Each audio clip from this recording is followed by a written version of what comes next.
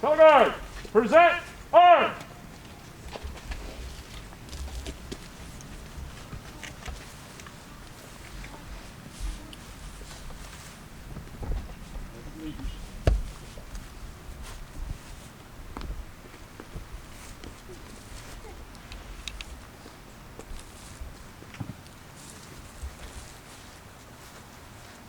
Good morning. My name is Virginia Fowler. I'm the Chief of Visitor Services for Cowpens National Battlefield, 96 National Historic Site, Kings Mountain National Military Park, and the Over Mountain Victory National Historic Trail. I am also a member of the Daniel Morgan chapter of the DAR. I pledge allegiance to the flag of the United States of America and to the republic for which it stands, one nation, under God, indivisible, with liberty and justice for all. Color guard, shoulder arms.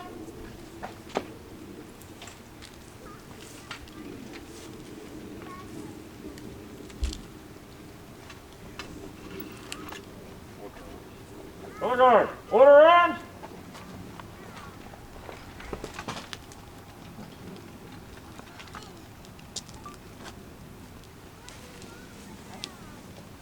Good morning, everybody.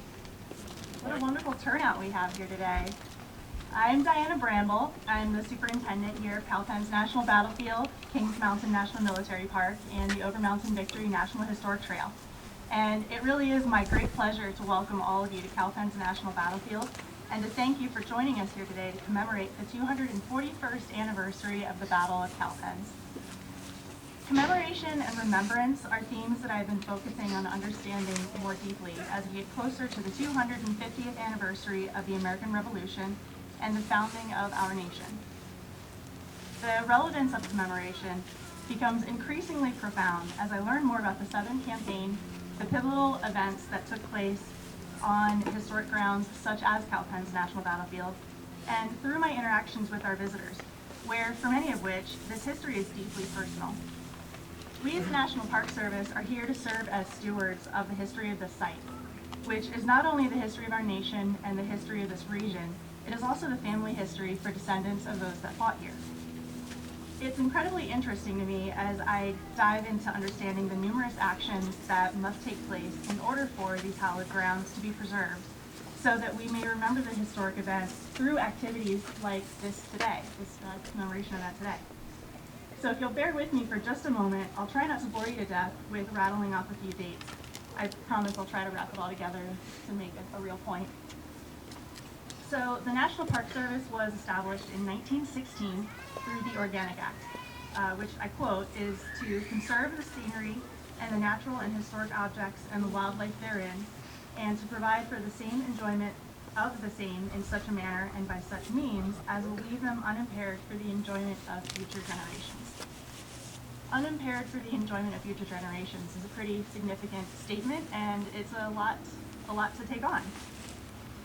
The enabling legislation to establish 1 acre of land at this very site as a national battlefield was passed in 1929, and it was transferred to the National Park Service in 1933.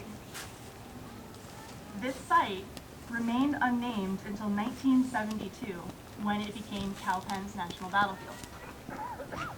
Over the next decade, 800 acres were added to that initial 1 acre, and by 1981, the park became what you see here. The Battle of Cowpens took place on January 17, 1781. So 200 years went by before we became what we are now. It's just astounding to me that we are able to understand the history, the landscape, and the resources at a site like this in order to bring that history to life today, 241 years later. That's all because of the special interest of historians, community members, our legislators, and the descendants of those who fought here, as well as the steps that were taken in 1916, 1929, 1933, and 1972. In the enabling legislation to dedicate that initial 1 acre of land to establish this site, the importance of friendship with organizations such as the Daughters of the American Revolution, Sons of the American Revolution, Children of the American Revolution, and other service organizations for the enhancement and keeping of such sites is recognized.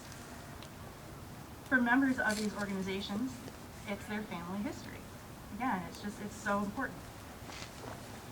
So today, we honor that friendship with the tradition of laying a wreath with leaders from these organizations in order to remember the actions of the brave individuals that fought in battle here and to recognize those that helped make this place a reality. Remember, a lot of steps, a lot of dates, and 241 years to get to where we are today. Really, really important that we're all here. So I wanted to say many, many thanks to everybody for joining us on this cold January morning. Again, I'm so happy to see so many people here interested in commemorating this event and remembering the Battle of Cowpens. I have to say a big thank you to our Chief of Visitor Services, Jenny Fowler. She worked tirelessly for months to put together this program, and then she shifted gears in what seems effortlessly manner to adjust the program for the wintry weather that we're expecting tonight.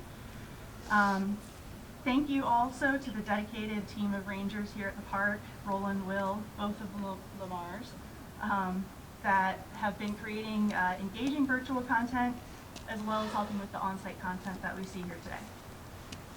And thank you to the maintenance team, Adam, Caleb, Jim, and Madison, who helped pull everything together. It's always a group effort to host an event, and all of you do an outstanding job. And for anybody that I didn't name in person, thank you. It is a lot of work to put all this together, and it's a labor of love. So we are honored, as I mentioned, to have representatives from the Sons of the American Revolution, Daughters of the American Revolution, and Children of the American Revolution to share their remarks with us this morning at this wreath ceremony. It's my honor to now introduce Lou Rayborg, who is with the National Sons of the American Revolution and is the National Color Guard Commander. Thank you.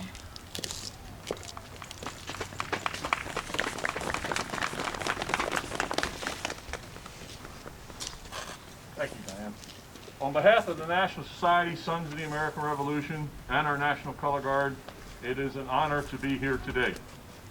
It is also my great honor to bring greetings on behalf of the members of the Maryland Society, Sons of the American Revolution, and return with the colors of the Old Line State. Maryland is proud of the troops that fought here and those many years ago, and our Color Guard carries the Cowpens flag at many of our historical events. Many of the Maryland men that fought here were veteran campaigners who fought under General Washington at Long Island, White Plains, Trenton, Princeton, and many of the northern battlefields. Now that we're here in the South to again fight against the oppression and tyranny of the British. Here, General William Smallwood led the Maryland 1st Regiment that broke the back of the British assault and helped win the battle. The Maryland men, along with the rest of the Southern Army, would pursue Cornwallis to Yorktown and his eventual defeat. Let us all remember those brave and gallant men, patriots, that fought here to secure our great nation's liberty and freedom. Thank you.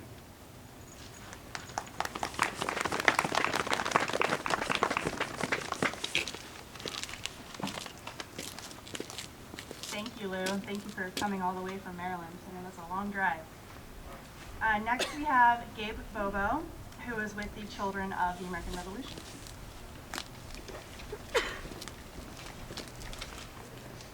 Good morning. It is my pleasure to bring greetings today on behalf of National President Jacob Schattinger, National President of the National Society, Children of the American Revolution. The Battle of Cowpens was not only a surprising victory for the Patriots, but a crucial battle in the Patriot Southern Campaign during the American Revolution and a turning point for the entire war from a psychological standpoint for both the Patriots and the British. The Patriot victory on the battlefield prompted the British to begin an exit from the South. Thank you for the privilege to honor the veterans that fought on Cowpens almost 241 years ago.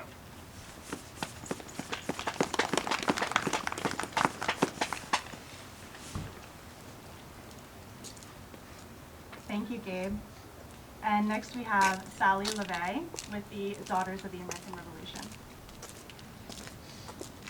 There she is.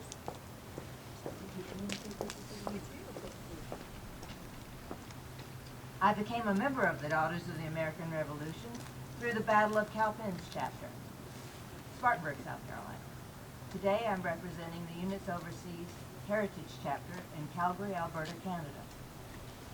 It is a privilege to greet you as a descendant of men and women who lived and developed this area during the time of this strategic battle, the turning point of the war in the South. We salute their memory, the preservation of this historic site, and the opportunity to learn more about their heroic deeds and service. Thank you.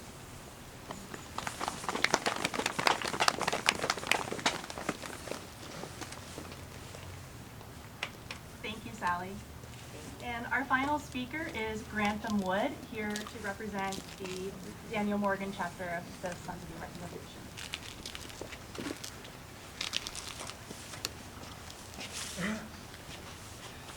Thank you and good morning. As the saying goes, thank you for meeting us at Cowpens and being at Cowpens.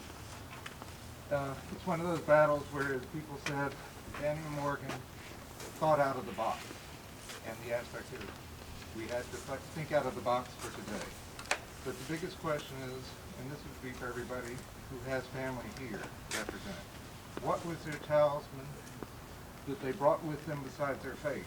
Was it, my joke for me was getting up this morning, I wanted to put on my Clemson ring. It wasn't there. What else would I bring?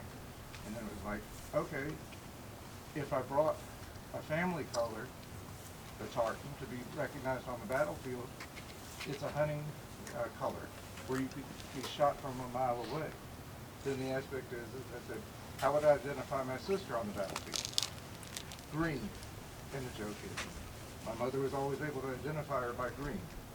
So, and luckily with Carlton, the beauty is the British soldiers would not be shooting at her because of wearing the green that he wore, and the Americans would not be shooting at her because they would know her by association with me. We're glad that you are associated here with the Battle of Cowpens Park and the association. Thank you all for coming.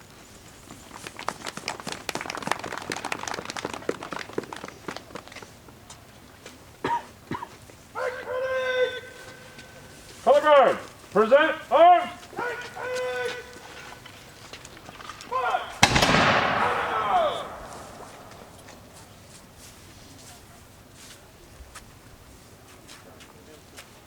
Color guard, return colors.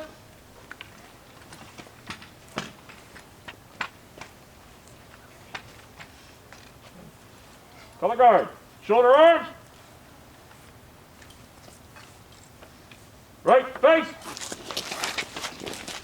Mark time. To the front.